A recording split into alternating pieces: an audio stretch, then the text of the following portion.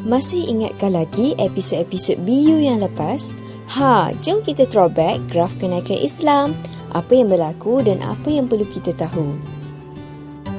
Bermula dari fasa Mekah, iaitu pada 610 Masihi sehingga 623 Masihi, Rasulullah membina sahabat dengan pentarbihan Al-Quran. Pentarbihan ini berlaku di rumah Al-Arkam bin Abi Arkam. Di sinilah terbentuknya individu Muslim dengan pengenalan akidah Islam yang kukuh, dan dari sini jugalah mereka tahu siapa mereka dan apa tujuan hidup mereka yang sebenarnya, iaitu sebagai abid dan khalifah. Dari setiap pemahaman yang mereka dapat ini, mereka benar-benar memahaminya dengan hati. Manakala bagi penyebaran Islam seterusnya dilakukan secara terbuka kepada seluruh bangsa Arab Mekah ketika itu. Di Madinah pula, pentadbiran Al-Quran masih berlaku dan penyebaran Islam juga diteruskan di seluruh pelosok Madinah dan sekitarnya. Kejelasan setiap individu Muslim ketika itu benar-benar menyumbangkan 100% kepada Islam. Seperti Khalid Al-Walid, beliau benar-benar menggunakan alat dan kelebihannya dalam strategi perang untuk membantu Islam sekaligus matlamat hidupnya sebagai abid dan khalifah. Di fasa Khulafa' Ar-Rasyidin pula, masih juga diterapkan pentadbiran Al-Quran, pengukuhan setiap individu Muslim dan kejelasan akidah yang sebenar.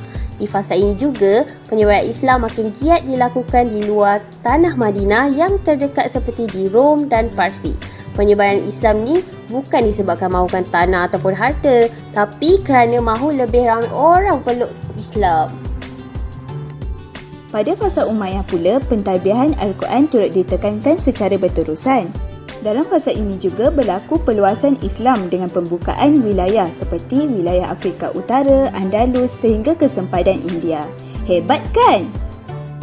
Kemudian, inilah saat yang sangat membahagiakan dan membanggakan umat Islam, iaitu kemuncak kemenangan Islam pada zaman Abbasiyah. Islam menjadi rujukan dunia, iaitu Ustaziatul Alam.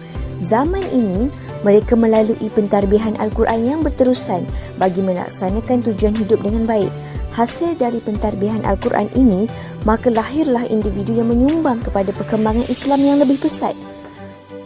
Contohnya, fasa ini memperlihatkan kepada perluasan penyebaran Islam dengan kepelbagaian kajian ilmu yang dilakukan. Sehingga lahirnya ilmuwan yang terkenal seperti Ibn Sina dan Al-Jazari. Dengan kepelbagaian ilmu yang dikuasai, jelas menunjukkan mereka ini sangat faham akan matlamat hidup yang perlu dicapai.